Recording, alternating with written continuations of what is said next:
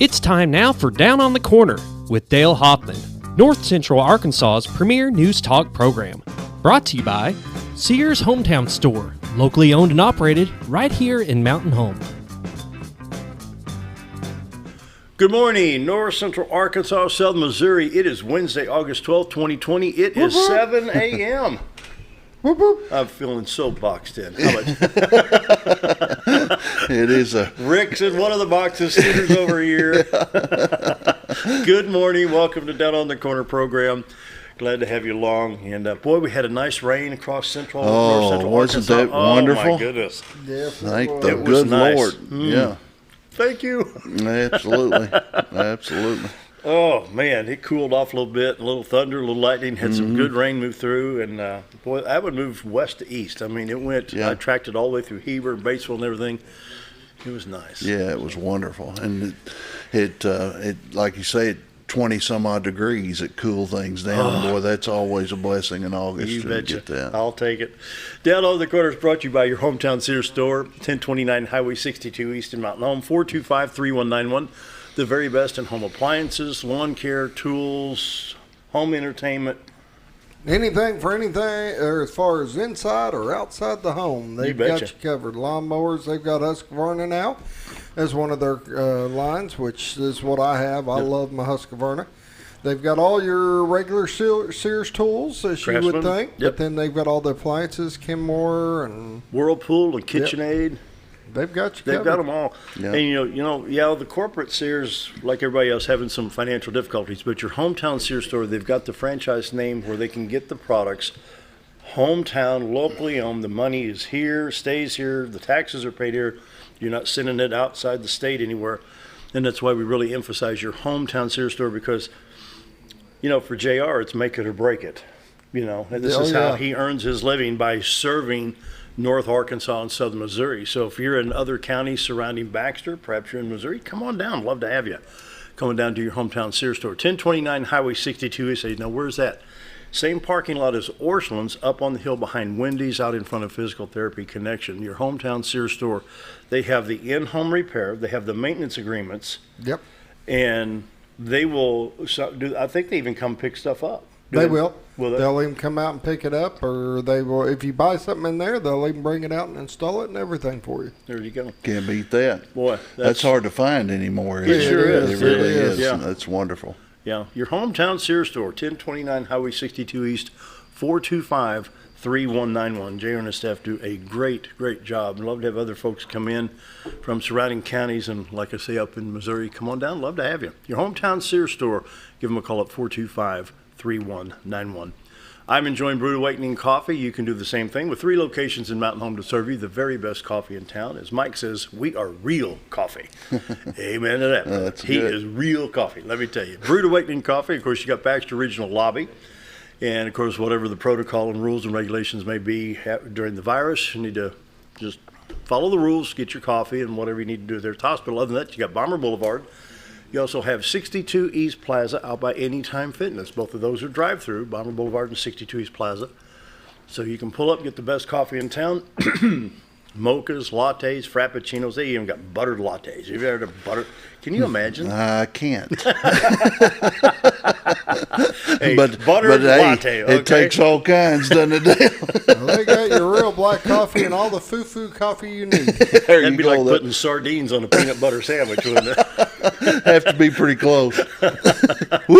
Brewed Awakening coffee is the best coffee in town. Why? Because they are real coffee. Brewed Awakening, 3 locations to serve you. If you're not drinking Brewed Awakening, you're just drinking muddy water. Mike and his staff do a great job at all 3 locations. Roller Funeral Homes of Arkansas bring the morning prayer each and every day with all our respect. Roller Funeral Homes. And they have 29 in the state of Arkansas to serve you, with 1 in Memphis, Tennessee. Here in town, you talk to Brad, Bruce, Charlotte, Chris, anyone out there can help you. Sure, it's a hard time when a loved one or a friend or family member passes away, but when we put "with all our respect" on the screen so you can read it, that's how they do business on a daily basis. With all our respect, they know what you're going through. Some people can get scatterbrained. What do? I don't know. What do I do? Panic. Yeah. Let Roller handle it. They'll ease the panic, whatever it may be. Roller Funeral Homes, with all our respect, let them handle it. Roller Funeral Homes, and I've asked Rick Watt this morning to bring us the morning prayer, and I'm privileged to have Thank Rick, you. good friend of mine. He does Man in the Middle show down in Marshall, Arkansas, Leslie, Arkansas. Rick, you Thank have our you. morning prayer for us this morning? Be happy to. Heavenly Father, we thank you that we can come to you at this time. We thank you for this avenue that you've given with this television program for Down on the Corner. I ask you to bless Dale and Scooter and all involved with this. We thank you, Lord, for the information that is coming to us today through our school systems. And we pray for our superintendents and our teachers and all administrators, our boards, God, for all this situation that we're going through, and for our Secretary of Education that's going to be with us today, for Johnny Keys. God, we just ask that you bless them, bless their families. This is such a difficult time, but nothing is impossible with you and through you, and we thank you for it. In Jesus' name, amen. Amen. Thank you, Rick. Morning prayer brought to you by Roller Funeral Homes. With all our respect, Roller Funeral Homes. And now, Here it dun, comes. dun, dun, the weather. Brace yourself. I'm getting used to it. Yeah, you've done it a while, haven't Boy, you, I Dale? tell you. Morning weather brought to you by the Z-Team. Bob and Linda Zador for all your real estate needs. 870-405-0793. Let's take a peek at the White River. A little bit of fog. Yeah. Can't Just, lot of fog. just passed by there. Oh, yeah, just come across the bridge. You should have waved. I got a question. All right, if that's just a little bit of fog, what's a lot of fog? That's when the camera can't see anything Yeah. but fog. You can almost Fogged see Cotter, in. Arkansas. We've got just a little bit of fog coming off the river, I think. The camera's mounted in Marion County, Arkansas, looking into Baxter County, looking in. You can barely see the baseball park, the Railroad Museum right there in the front center, the 62 412 bridge. You guys didn't wave when you come across the bridge? I mean, It was interesting. anyway, you can go We to were- retiredtoarkansas.net and look at the live webcam right there. And you bring that up. You take pictures throughout the day. And most generally, it's nice, sun shining, and a beautiful shot of the White River. And brought to you by the Z-Team. Bob and Linda Zadora, they won the most prestigious award through the Century 21 company. I mean, it's like this thing. I mean, it looks like an Oscar for one Yeah. of those movie award things, you Yeah. know? I mean, the top notch. And they're going to be, they've got this national video chat like a Zoom or something like that where they're being recognized nationally. Wonderful. From the home office. They're going to be kind of on a discussion where all the C21 companies across the country can be Great. with them and how they do business. I mean, it's a top honor. It's Well, right here in wonderful. Mountain Home now, the Z-Team, the award-winning Z-Team. You can give them a call at 870-405-0793. Check out retiredtoarkansas.net. You can take a look at the White River like we just did. Check out all the listings from the Z-Team and the Century 21 family. And if you see a publication or something from another company, you write in that little MLS number right there, and it'll bring that listing up. The MLS is low on listings right now, so if you're thinking They of are. it, they're low. They are. And so if you're thinking of buying, step one, pack the It's, suitcase. it's Step seller's two- market right now. Yeah. Step two, call the Z-Team. You know, give them a call, 870-405-0793, retiredtoarkansas.net. Morning weather brought to you by the Z-Team. Excuse me, Mountain Home starts off this morning. We're at 69 in Mountain Home, 67 at Harrison, 72 in Batesville, 70 in Salem. Batesville always runs about 3 or 4 degrees warmer for some reason. Batesville at 72, Salem at 70, 69 in Calico Rock, Flippin at 70, Marshall at 70, West Plains at 70. Then around the region, St. Louis checks in at 75, Poplar Bluff at 73, but it's a cool 66 in Springfield. And in contrast, north to south, Watford City, North Dakota, 10 degrees cooler than Mountain Home. At That sounds pretty good, 59 doesn't it? 59 degrees. And then on the radar, after refresh, this thing has to be refreshed about every 3 or 4 minutes to stay up to date. And we do have some shower activity in Arkansas. We'll get to the Arkansas showers here in just a minute. We'll take a look at the national scene. Pretty good line of showers coming out of North Dakota, South Dakota into Minnesota. Then another line of showers from Nebraska, Kansas into the north central part of Oklahoma, just coming out of the panhandle of Oklahoma. Do me a favor, put that in Oh, yeah, motion if yeah. you would. Yeah. Then in southern Arkansas, they've actually got a flood watch box in southern Arkansas. We got rain going up into southeast Missouri and southern Illinois, western Kentucky right now. So let's take a look at what's going on in Arkansas. A lot of rain in the southern half of Arkansas, covering all but the southeast corner, affecting I-40, I-30, I-530, I-49, a little bit of Highway 65, 62412 East going to be affected by this, and a little bit around the Jonesboro area on 555 and Highway 63. Now it's locked up on I can't get to move. There we go. Northern part of the state right now, we're not getting much. I said Highway 62412 a little bit to the east of Mountain Home, but looks like all this is moving away from the Mountain Home area and the Fayetteville-Rogers area. So 62412 east and west, not too bad right now, but mainly in southern Arkansas, on I-30, I-49, and a little bit of I-40 being affected. I-55 coming out of Memphis is not bad until you get north of Blytheville. Then you see it in the Boot Hill of Missouri from Blytheville all the way up to Cape Girardeau, Missouri, going over into Carbondale, Illinois. That'll be on I-57 at 24. And then other than that, Missouri's in pretty good shape. I-44, I-49, I-70. Over into Illinois where we have the showers, I-64 is affected to Mount Vernon, I-57 in the southern part that I just mentioned. Then I-24 at Paducah, Kentucky with a little bit of shower activity. The national scene right now, excuse me, we've got a flood watch box in southwest Arkansas due to the heavy rains. Heat advisory in New Mexico, Texas, and Oklahoma. For today, we're looking at a high of 86 with a 30% chance of showers, and we have showers tomorrow, 20% chance. Range in temperatures from 86 to 87 back to 90 on Friday, 92 on Saturday, 91 on Sunday. So typical August weather. We have a flood watch box, and you see the green right here. This indicates we have a flood watch box right here in the state of Arkansas. We do have a tree down on Highway 274 in Calhoun County, affecting all lanes right now. This is 0.4 of a mile northeast of State Highway 205. So I know this is not in our region, but I do this to show folks how to navigate and what some of these things mean when something like this pops up on I-Drive Arkansas. Missouri Department of Transportation, other than Highway J having the bridge replaced at Lake Creek, everything looks good there. Current pollen index is high today, 7.6, going to be higher tomorrow with an 8. Yeah. 8. Yeah. Ragweed time, isn't it? Yeah, they're ragweed, chinnopods, and nettles, what's showing here. So, coronavirus update for the world, 6.34 million active cases with 2.676 will be your mild condition. 64,571 serious or critical in the world. That's in the world. Okay, your Arkansas update for the day. We have the 6-county area. Baxter, Marion, Searcy, Stone, Izard, and Fulton. We have a total of 301 positive. We have 64 active. Now get a load of this, Rick. Yeah. 6 counties, 64 active. Recovered is 235 out of a total testing of all 6 counties. 10,383 people have been tested. 301 have tested positive. 64 are active with 235 being recovered. Recovery rate for the 6-county area is 78%. Your active to positive test, so it'd be 64 into the 301 is 21%.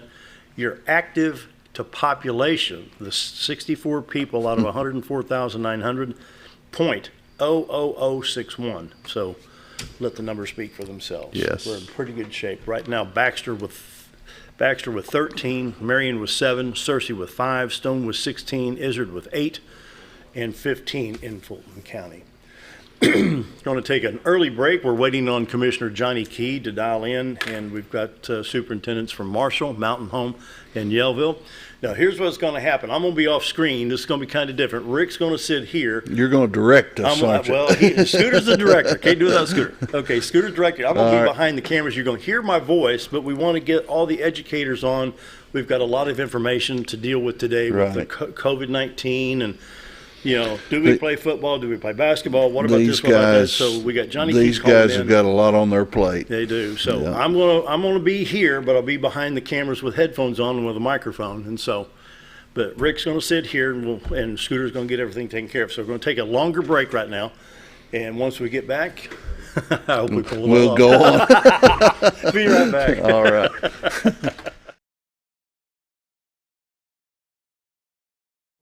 Jim Brown Company keeps you cool when it's hot and warm when it's not. A trusted name in the mountain home community, Jim Brown Company provides timely heating and cooling installation and repairs. Our certified technicians incorporate new technology on every job to provide you with the most advanced services.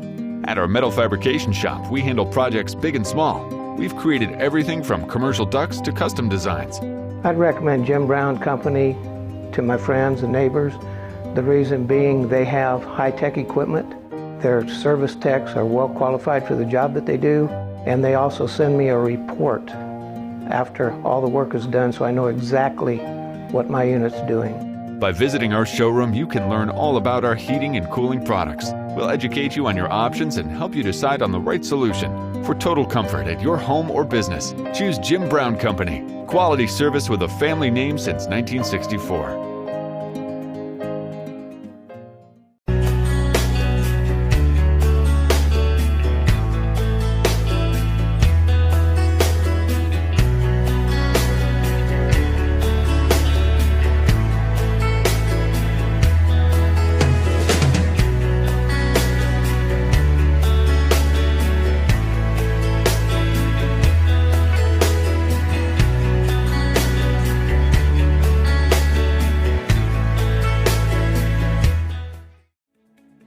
Diatley Dental Care is a family-owned dental practice.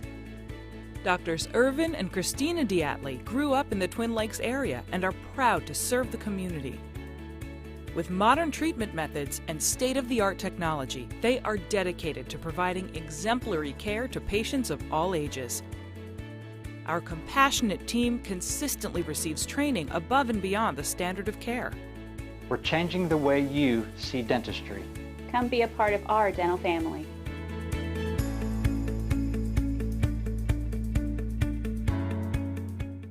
Hi, I'm Benny with Ammo Dump. At Ammo Dump, they carry new and used firearms, large supply of shotguns, rifles, and handguns. Ammo Dump will buy, sell, or trade in your item and can special order whatever you like. They also have knives, scopes, ammo of any caliber, and provide gun cleaning and restoration. Call them today for the best competitive pricing around. If I don't have it or can't get it because I don't make it, come and see us. That's Ammo Dump, located next to Woodman's Package in Norfolk. Did you know when you shop at Sears Hometown Stores, you are supporting your local community?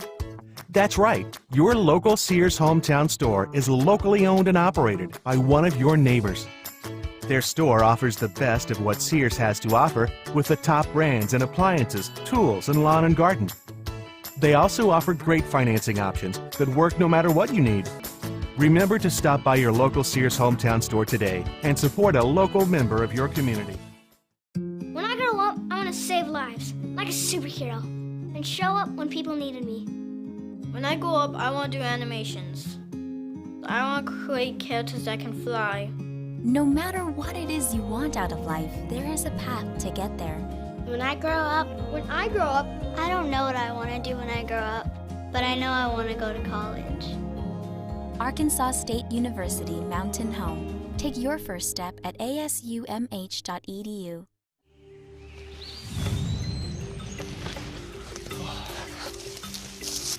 It takes the right gear to survive out here. Oh, there she is, Ferris. It's the best gear around. Strong as an ox. Safe as houses. Out back, there's one powerful beast. Awesome. Four-wheel suspension. Handles whatever Mother Nature throws at you. Designed to take the hard out of hard work and deliver all the power you could need.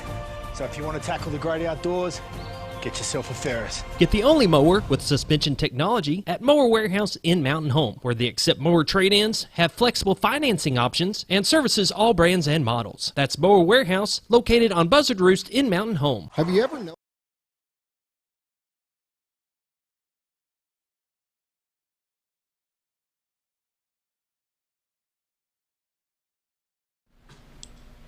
All right, I'm in the big chair now, and Dale's chair. He's so gracious and kind to place me here. This was a thought that we had, and we've been talking about for months to have this discussion with at least as many of our superintendents that we could get, and with our Secretary of Education, Johnny Keys. Good morning, Johnny. Hey, good morning. It's I know that you're used to seeing Dale in this chair. He's off camera right now, and you should be able to hear him. Hello, Johnny. Hey, Dale. And Johnny, we're joined in the studio this morning by the superintendents from Mountain Home. Dr. Jake Long is with us this morning, and welcome, Jake. Good morning. It's good to have you this morning. You bet. Wes Henderson from Yellville Summit. Good morning. Good morning. And Alan Yarbrough from my alma mater, Marshall, Arkansas. Alan, welcome. Good morning. Good morning, Commissioner. Hey, good morning. And I know that you guys have much on your plates, and we are feeling your pain, and we're feeling with you this morning in our communities, and as we visit with folks in the communities, there's still lots of questions, and I know you guys have been working several hours, well into the nights, burning the midnight oil, trying to get every question answered, and in a fluid situation like this, you still have to move on your feet, don't you, Commissioner? Yeah, it's always spring. It's been a situation where we had to be nimble.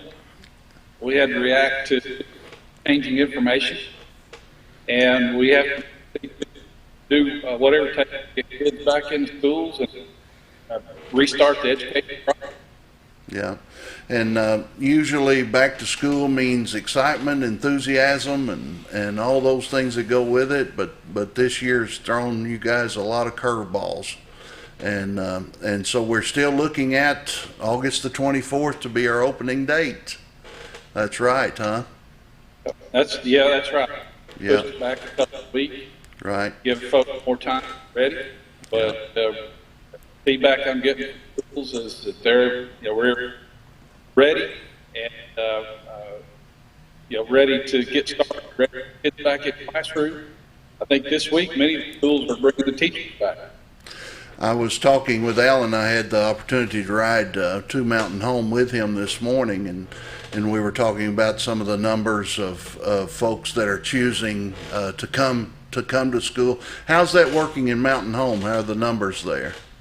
About 75% of our students are choosing on-site instruction. Okay. And so we have about 25% that are that are going to take part of our Bomber Virtual Academy, and it's pretty well dispersed across all the grade levels. It doesn't seem like it's just all elementary or high school. It just seems like there's about an equal disbursement, and so we feel like we've got a good plan to accommodate both. Yeah, that's what he was telling me this morning. Wes, is that the same? The very same. We're about 80%, maybe a little more than 80% right now, but at the same time, there could be more added to that. Every day as people find out more and get what their comfort level is, and always in the past. I mean, I'm really big on. I do believe the best situation for them to be around all the other kids, around our teachers. But in a situation like this, if they've got a good place to be home, they've got good internet connection, they've got good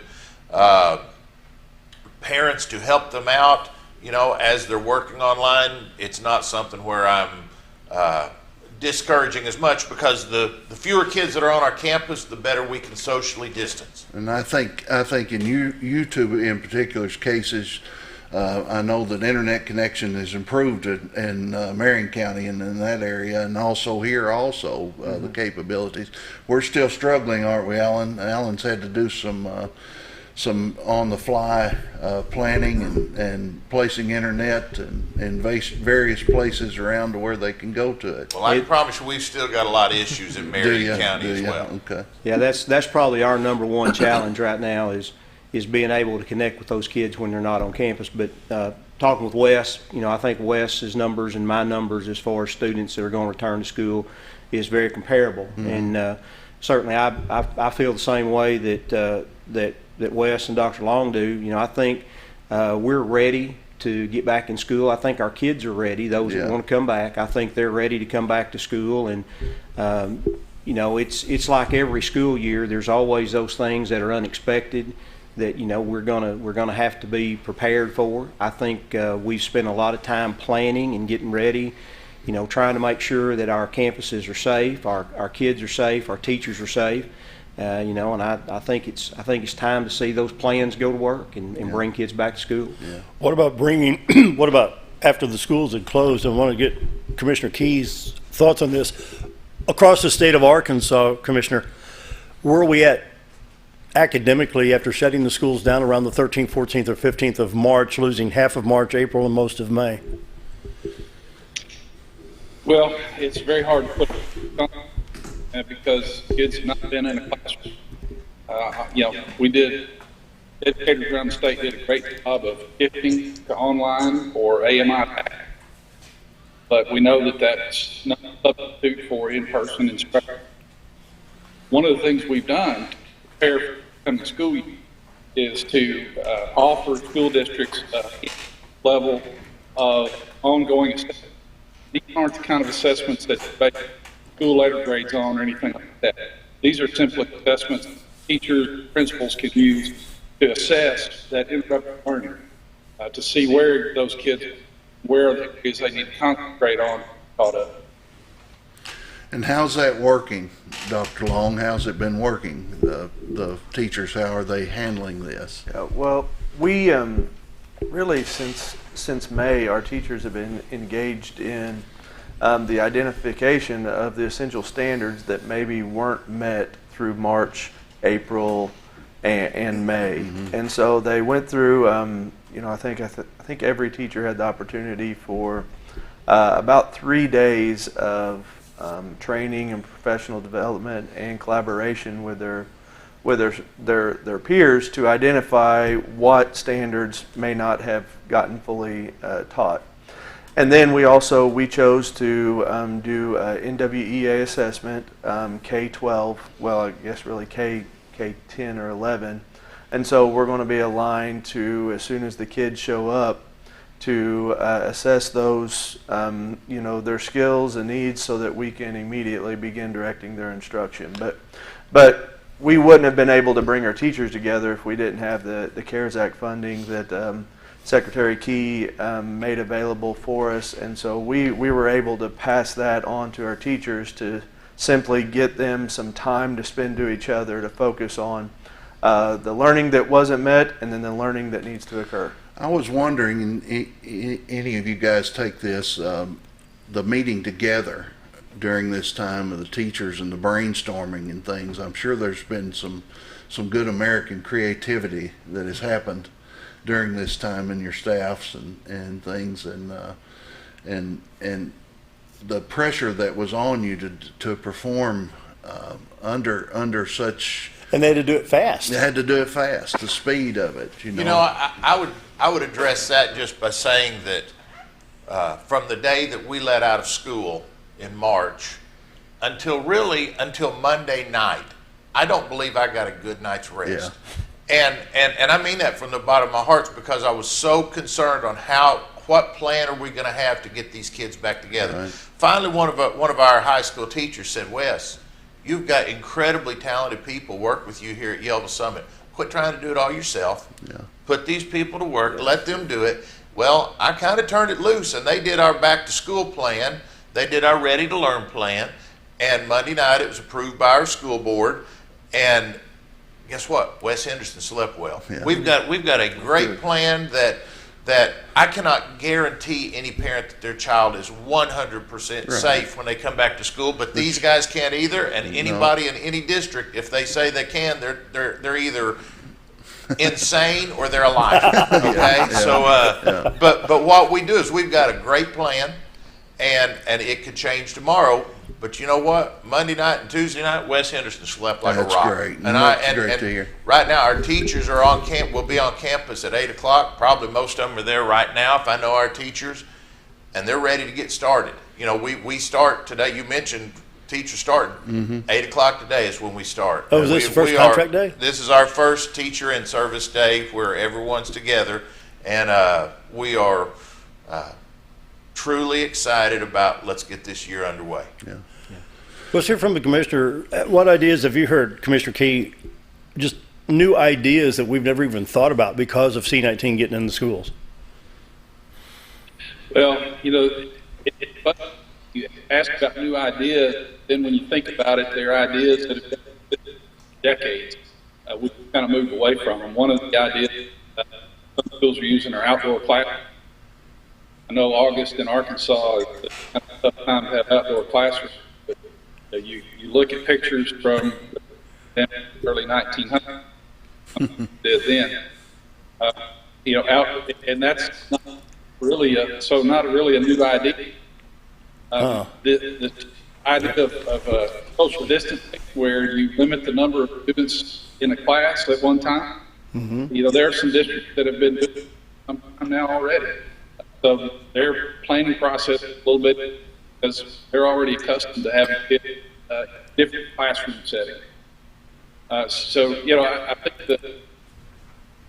the teacher creativity really spoke well to it. And districts that are turned over to their teachers, and teachers are by nature creative. They are by nature, wanting to do the best for their students, and look for new ways to do that. And we're seeing examples of that all over the state. I've seen a Nemo school district where they actually took their playground, and so to try to get social distancing on the playground, they created a grid. And they're going to let the kids play within that grid. So I have 12 kids in the grid, and they can play and run and whatever. But what they're trying to do there, we have a positive case. We know it's been in that grid. Yeah. So it's not to limit kids' movement, but to try to help keep track of these ones Yeah. We need to take a quick break, Rick. Okay. And everybody, Commissioner going to be right back. Stick around with us, and more with the superintendents and Commissioner Key and Rick Watts and Scooter right after this.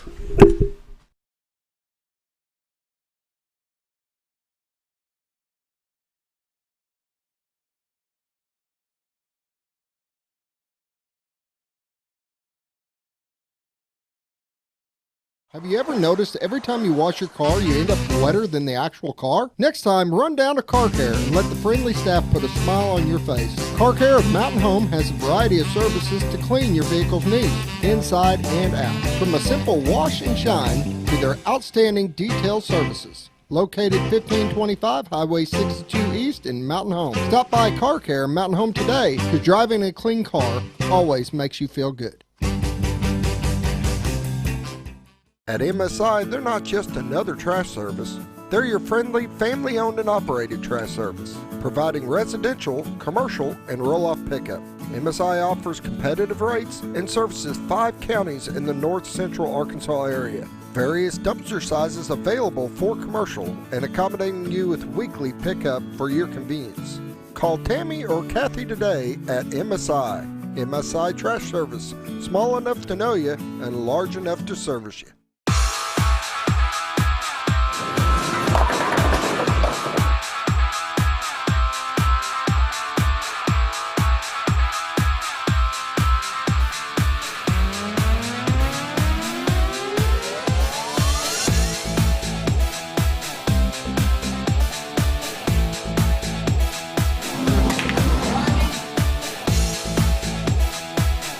Driftwood Lanes. Fun happens here. When you're out of town, make sure your pet is with someone who will love them as much as you do. At 201 Pet Salon and Resort, your pet is cared for just as they would be at home. 201 Pet Salon and Resort is the only all-suite climate-controlled and air-filtered boarding facility in the area with private and spacious rooms to keep your pet relaxed. And with over 3/4 of an acre of fenced play area, your pet will receive the proper exercise they deserve. 201 also offers professional grooming services. Your best friend is in good hands at 201 Pet Salon and Resort in Mountain Home. When you think about Hospice of the Ozarks, it's our desire.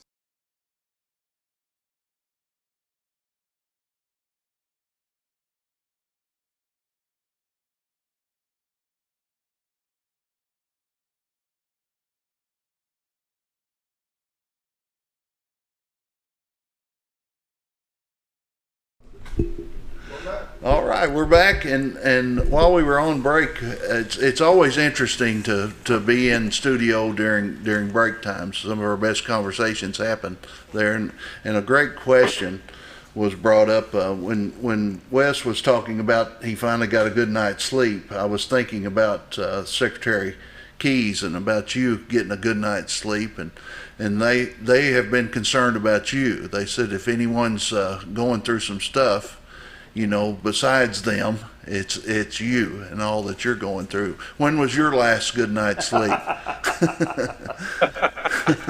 Well, that's a loaded question. That is a loaded question. I'll have to say, last Friday, last week was a really long week. And I got home, and after Wheel of Fortune went off, that was the last thing I remember until about 12 o'clock. I kind of sat there on the couch and I was out. So you got anyway. Pat Sajak rocked you to sleep, did he? Yeah. So it's a tough time for all of us. Yeah. But I appreciate the work so many people are doing. I've got a great team here in the department, and it's not just the K-12 schools that we're trying to get on board and get things taken care of. We've got scholarships that are being processed. COVID has created situations with higher ed. You can imagine we've got kids that are depending on scholarship money to hit their accounts because they're showing up on college campuses this week. So we've got teams working to make sure that happens. It's been very disruptive across a lot of things, but I'll say that when I look at North Central Arkansas and the work that's going on up there, the quality of those teams and what they've been doing,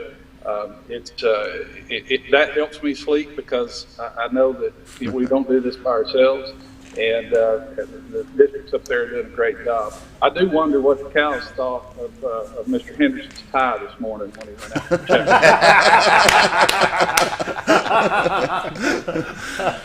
check. Wes, you were saying also, working with them and the pressure that's on them, the thoughts that you've had concerning all of them at the state level also. Well, I mean, actually, that's one thing we were talking about during the break, Johnny, is that we, if anything, you have provided so much information to us that it's, with me, it's almost a little overwhelming, and it's just how hard that Dr. Ivy Pfeffer and Deborah Kaufman and all these other good people that work for you or with you provide such great information that if we can keep up with it, the information is there. Yeah. And just like our back to school plan, I mean, they have pretty good template for us to where I told our people just stick somewhat close to what the state has done and we're going to be all right. And because it's a great plan. Absolutely. And so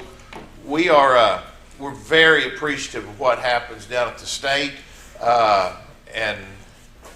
But let's point out, Wes, the fact that Johnny Key gets it from the state level, the federal level, the teachers' unions. He gets it from all over the state. He's being bombarded. You guys get it from the parents, the teachers in the community, where he's got the federal, the state.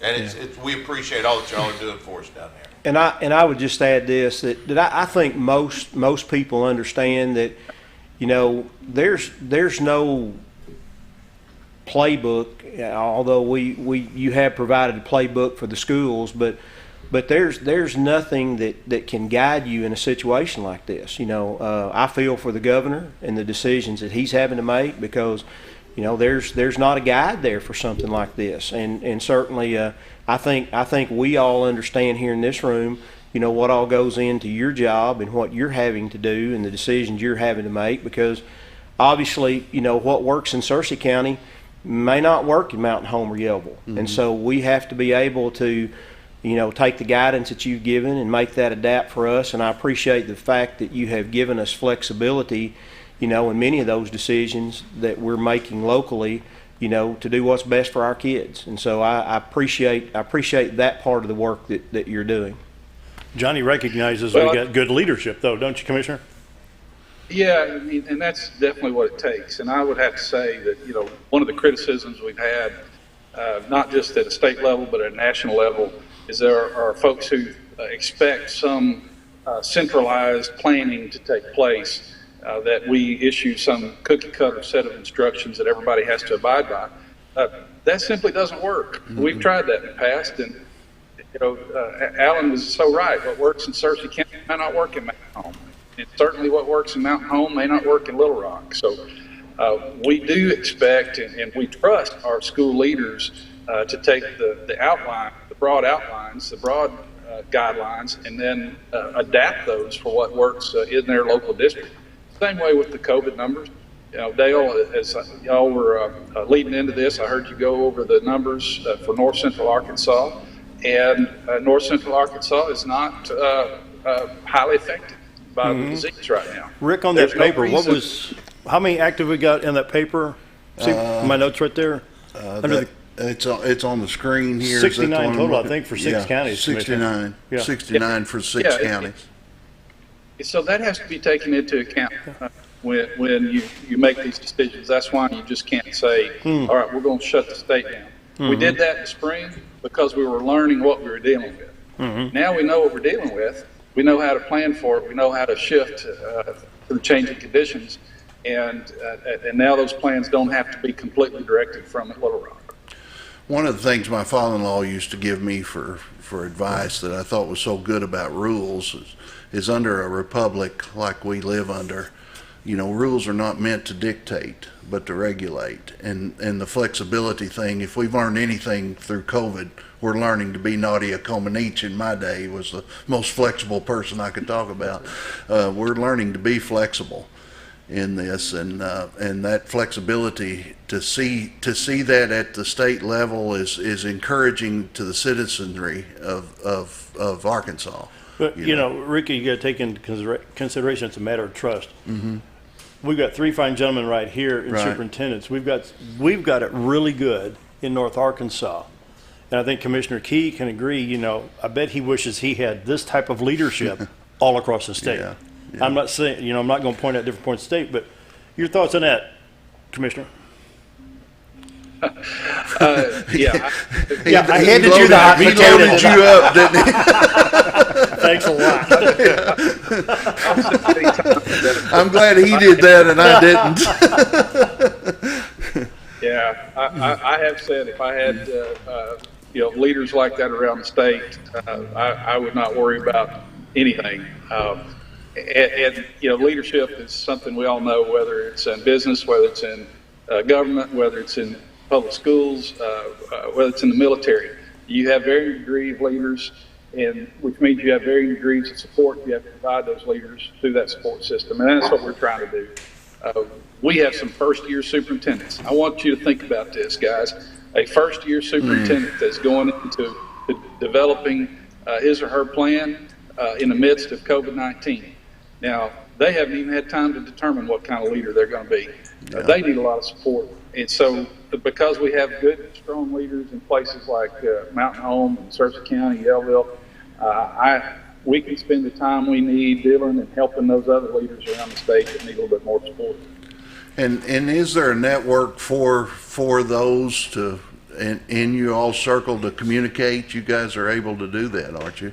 I will say, and I will say one of the things that have come out of this, I mentioned it to our team the other day, is our collegial relationships. I don't know about you guys, but I've got relationships now with folks that I didn't have prior to COVID across the entire state, and and it's there's ongoing messages. I mean, it is a leaning on each other across the entire state. Isn't that wonderful? I didn't have even prior to March. Well, one of the truer old sayings that misery loves company is very true, because and you can ask Alan. Every once in a while I'll just pick up the phone and say, Alan, are you as miserable as I am? And he'll say yes. And so and I feel better and we hang up. We do that quite often too. We have those conversations quite often. You bet. And Secretary Key mentioned a minute ago about those first year superintendents. One of the things that I like to say and that I've thought of here is that I feel kind of like a first year teacher. Being a first year teacher, you're hired, you're put in a classroom, and that first day of school they say, oh, by the way, you're going to be the superintendent too. Yeah. Because everything's new. Yeah. There was a couple months ago they were telling us we could only, well, no, they weren't telling us, but information was coming out that we might only be able to put 7 or 8 kids on a school bus. Yeah. So I spend 2 days trying to figure out how in the world can I get 850 kids to school with only 7 on a school bus that have to ride a bus 45 minutes. Yeah. And so, you've just got all these crazy situations coming at you that never happened But we had to plan for it. But you still have to plan for it. So like I say, when he mentions that first year superintendent, I think we're all first year superintendents. Yeah. I never thought of that, but man, can you imagine? No. But even for the veterans, the people that, all you guys been superintendents for a long time, that had to be a Phil Necro knuckleball coming at you. Yeah. Well, it's one thing. It's one thing to be in a position. You know, we've all been in our current positions for at least a while, and so, you know, I think we understand, you know, the communities and the people that work for us. So that is big. But I do know some superintendents that are just stepping into that role, and you know, I feel for them. I do, not knowing you know, the schools that they're going into and their staff, and you know, not knowing everything about the community, the holes that are out there you can fall into real easy. And so I do feel for those, and you know, I think we all have a role to play in, you know, supporting those, you know, as much as we can. We have a mentor program that we mentor new superintendents, and you know, that program is probably as big now as it ever was when it comes to trying to help those people get their feet on the ground and get ready. And you know, it's the same way with hiring people. I've had to hire some new people and bring them in, and you know, when I interview them, I say, "Are you prepared for this? Are you prepared?" You know, it's tough to teach kids anyway, but coming into a new school and coming into a new situation and expectations, it's a tough situation for them. Can't give them enough support. You know, I'm sitting here thinking, some of you hold doctorates.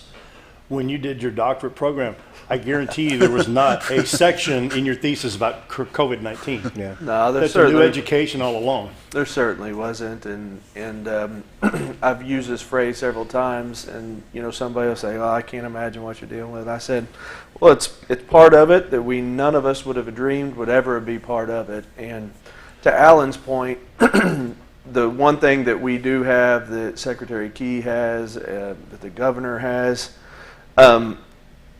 you know, while we understand, you know, none of our decisions make everybody happy, with us being in the position, there is a certain level of trust, and with our staff and with our communities, and whenever you're making decisions, which, you know, we really don't know, you know, what the end result of it is, that trust is something that is very powerful, and that I know myself, you know, I don't want to take that for granted, that folks that, you know, trust us to make the decision of what's best for our students, what's best for our staff, you know, it gives our parents options. And from a superintendent to the State Department, you know, I trust that they're going to give us, you know, the opportunity to make the decisions for what's best for our community, and that's all we can ask for. Yeah, that's true. One thing I need to bring up real quick, well, two things. Our thoughts and prayers for Vanessa Thomas Jones, Superintendent Cotter, lost her father this past weekend. I don't know if Commissioner Key knew about that. But something else is the safety of the kids, not just COVID-19, but the sexual predators. And we're making some focus on that on this program later on in the year. There is a shirt for sale, and I'm not going to name any stores. It says Wanna Pizza, P-A-Z-Z-A, me. But it's a sexual innuendo, meaning you want a piece of me. Now, that's being sold to young people. And Commissioner, superintendents, how can we protect our kids, our young kids? We have a situation in our own counties. And so how are we protecting? I know this is away from the COVID-19, but this is another way we have to protect our students. We've talked about that from a local standpoint, because prior to COVID-19, you know, we've had technology just inundated in classroom, and we were having discussions of how can we have some unplugged days? You know, how can we have turn off the switch days just to focus on people? And really, COVID-19, you know, has definitely put that out the wayside, because you start doing some of that. We can't reach every child without the technology in each classroom, really every minute of the day. Right. But at the same time, we do understand that the teaching of digital citizenship is as important now as it ever has been. Yeah, or even more so. Oh yeah, more so, because just the exposure is going to definitely be greater. Yeah. I think, Dale, from the state perspective, we have recognized for several years now that the vulnerabilities of our students in many cases have exacerbated over the last year. Mm-hmm. When you look at issues with the family challenges that we have, single parent families, or in some cases you have kids, grandkids, in some cases even great grandkids being raised by grandparents. That's exactly right. You're right. Yeah. You have situations that enhance and exacerbate those vulnerabilities. Last year, and this is where COVID is the timing has been good, but it's also been bad because we've not been able to get out there like we wanted to. But our Guide for Life, which is kind of a social emotional learning, and some people look at that and say, well, that's, why are schools involved in that? Well, because somebody has to, and that's where we have our kids for so many hours of the day. And this isn't, touchy-feely type of stuff that some people would say, well, that doesn't belong in schools. This is real, helping students understand how to cope with life, how to be aware of dangerous situations, how to have understanding, how to have empathy for their fellow students, for others, in their lives, but also decision-making. And even at the youngest ages, what are those things that we need kids to understand that this is a good decision, this is a bad decision? So we're really using that Guide for Life now in the elements of some of our back-to-school playbook. Those are things that we just have to continue to be aware. We also, as we get ready to go back to school, there's concern that there's going to be an increased number of reports of child abuse, not just the sexual predators, but the difficulties that come with being closed in, families being closed in, being around each other, that all of our teachers are really going to have to be looking out for, and we're providing support for that as well. Yeah.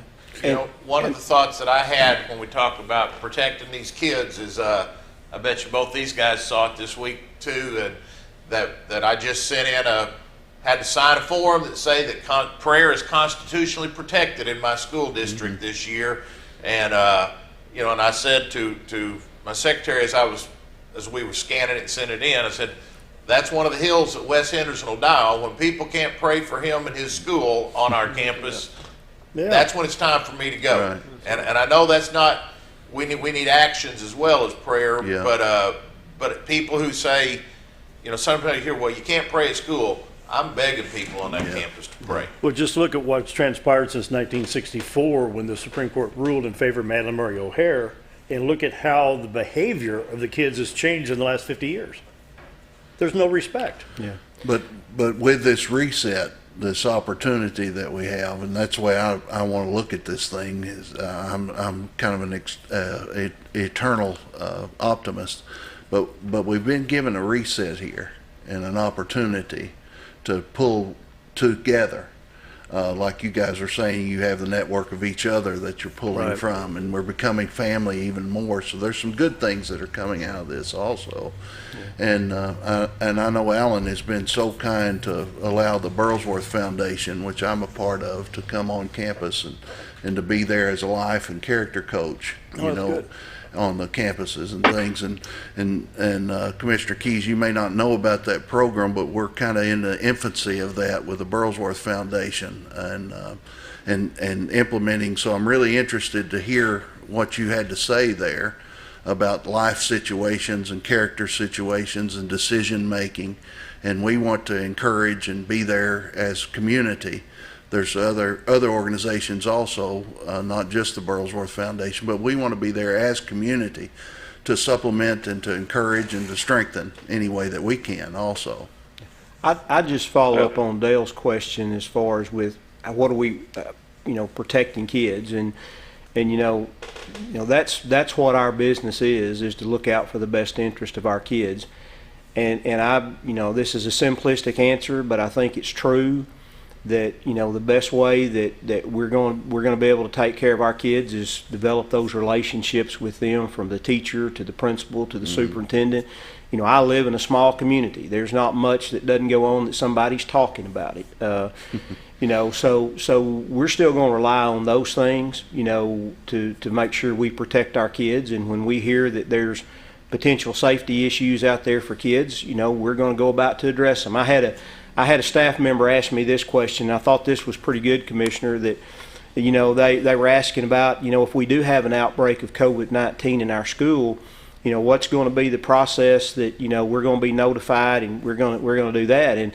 And I understand that every agency in the state is overwhelmed right now with the jobs that they're being asked to do. And my response to my staff was, we're probably going to know, if there's potential for those things, someone getting sick in our community before anybody else does. And so, we're going to do everything we can to address that situation as best we can, to protect that individual, but to also protect the students that are coming to our school. And so, that's going to be something that we know we're going to have to take on ourselves with, being able to trace those things. And so that's a real concern out there amongst my staff, and our parents is, how we're going to do that. And basically, Searcy County, we've designated people that are going to be a part of this, and we're also looking to add additional staff to help us, in that responsibility. Commissioner? Yeah, well, I think that's the work that's going on in districts all over the state right now. This week we're doing point of contact training.